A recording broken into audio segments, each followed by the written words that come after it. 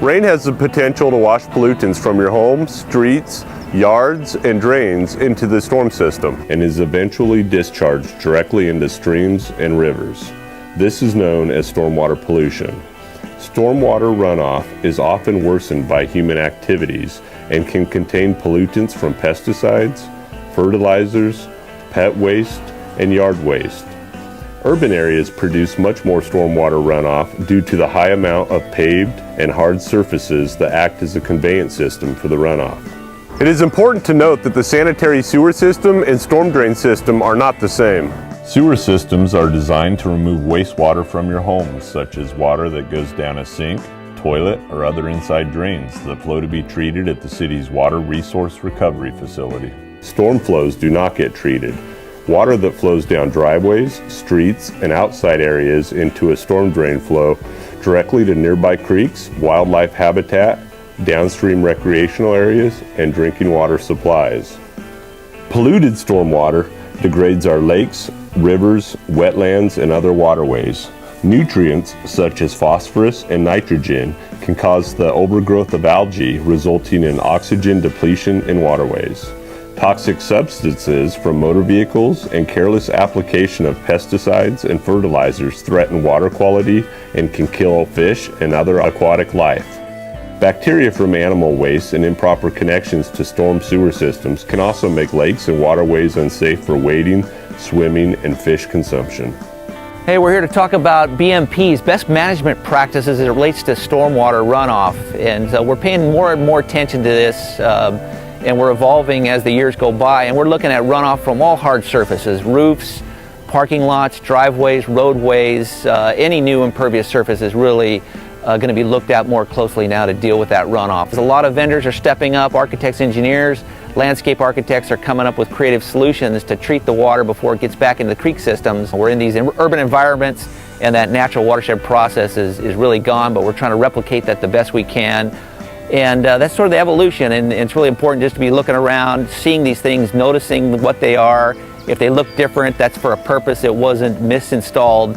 And you know, we've got man's impact, but we're trying to evolve to get it back to a more natural situation when we get into these urban environments. In the utilities department, here's what we're doing to try to make sure that we have healthy watersheds for generations to come. Through the development of efficient garbage and recycling policies and programs, we're ensuring that garbage and recycling from both existing development and new development doesn't get washed out of the bins and enclosures and into our local creeks, like Profumo Creek to my left.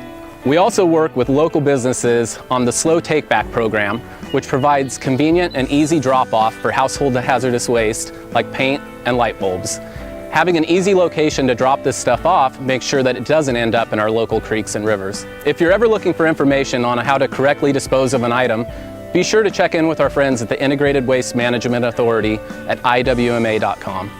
As part of the city's Phase 2 MS4 permit, the city has put together an illicit discharge detection and elimination plan to identify and eliminate illicit discharges. To identify and eliminate these sort of discharges, city staff inspects creek outfalls within the city for flow during dry weather periods.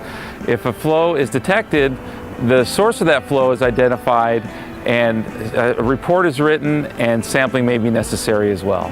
The city's storm drain maintenance program started in 2008 and is funded through the city's half-cent sales tax. Since the program's inception, we've removed over 1,200 tons of debris, pollutants, and trash from our system. We clean our entire system every 18 months in our downtown corridor annually, typically towards the end of summer prior to winter storms arriving. By doing this, we're preventing debris and pollutants from entering our waterways. So one of the ways that we're trying to prevent pollution from getting through the storm drain system is through the installation of filters. So we have compost-based filters that we stick in the drain inlets where everything comes through the gutter and then into the drain inlet before it goes into the storm drain system. So those compost-based filters are able to filter out metals and other pollutants before it gets ultimately into the creek system. We want to have clean water coming into the creek because that supports the fisheries that we have here in San Luis Obispo, like steelhead trout and Pacific lamprey. So the aquatic protection is paramount with this program. So all that gets into the creek system, so we have to track where it's coming from to figure out where the sources are and then start controlling them that way. Once we can do that, we'll improve the health of the creek significantly, especially as it comes right through Mission Plaza here. Mission Plaza is one of the most visited places along the creek system, and this is what we really want to highlight. We have an amazing resource right here in the middle of town, and we want to make sure that we're doing everything possible to protect the health of the aquatic system and protect the entire watershed in San Luis Obispo. The stormwater program focuses on healthy watersheds, and that's really the goal of our program and going to be the focus of our program from here on out. Because if you have one specific creek or area in town, that's not indicative of the entire system. We're looking at the creek as the entire watershed. So that starts from the Cuesta Grade and goes all the way down to Avila Beach.